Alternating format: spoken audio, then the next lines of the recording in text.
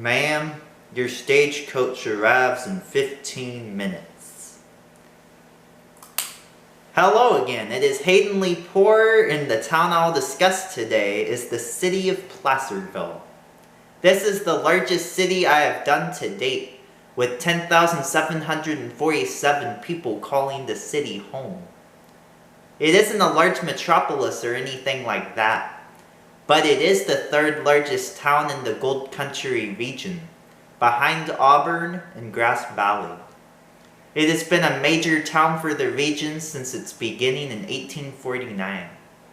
Even back then, it had a major Main Street core with shops, services, and saloons.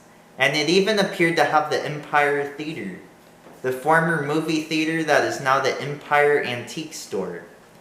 It was a live theater venue back then because movies and films didn't exist yet.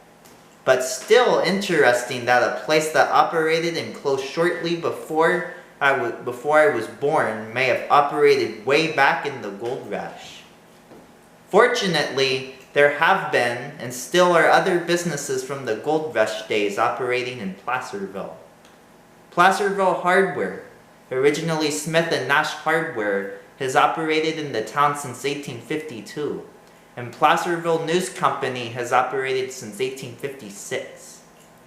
Like other towns in the area, Placerville got its start and its big boost from the California Gold Rush. And by 1854, it became the third largest city in California, behind only San Francisco and Sacramento. The town's site was interestingly the site where many people were hung after committing crimes in the American River area. Hence the town's nickname, Hangtown, and the popular Hangman's Tree. The area was originally known as Dry Diggins because miners moved cartloads of dry soil to run water to separate gold from the dirt. Gold mining was so important to this town that even its foundations were laid on this industry, literally. When the buildings in town were being built, many of them were near Hangtown Creek, some of the richest grounds for gold in the area. As a result, eager miners sought to make money by mining under the original buildings. To show you how profitable this venture was, when the original Carey House Hotel was demolished to mine the land, the hotel owner was able to pay for the hotel's reconstruction solely from the miners' endeavors. One thing I believe is unique and iconic to this town is the bell tower in the center of Main Street. The history of the bell started in 1856 after 3 fires that year claimed most of Placerville's business district, and an alarm was needed to alert firefighters in the area whenever fires struck. The bell wasn't ordered until 1860, and because it came from England, it wouldn't arrive until 1865. It has been at the center of Main Street for most of its existence, though it was moved to the corner of Reservoir and Pacific Street for a few years in the 1910s, until the firefighters realized they couldn't hear the bell from that far away. So it was moved back to where it currently resides, anchoring the Main Street of Placerville. Placerville is a special place in my own life, as it has been our family's home for 3 generations.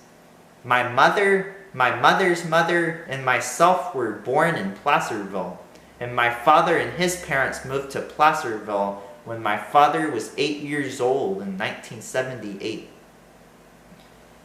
My great-great-grandfather operated a blacksmith shop located on his property on Missouri Flat Road, and my great-grandfather used to run down his driveway to the local fire department when duty called.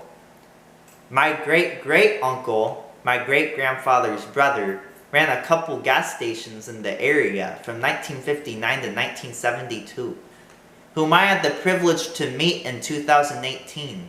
A couple years before his passing.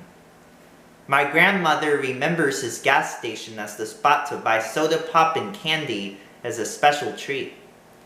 After over 60 years of family residing in Placerville, starting with my great-great-grandparents, our family has continued to live within 15 miles of Placerville.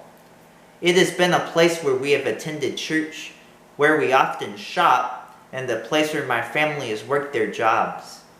I enjoy Main Street and visiting the local mom and pop stores such as Placerville Hardware, Placerville News Company, Placerville Trading Post, and the different antique stores. I enjoy seeing the beautiful scenery around town, overlooking beautiful pine-lined hills, and looking forward to traveling to the Sierra Nevadas for a day trip while stopping in Placerville. I hope you enjoyed listening to this video, and that you would be inspired to visit Placerville. Thank you for watching.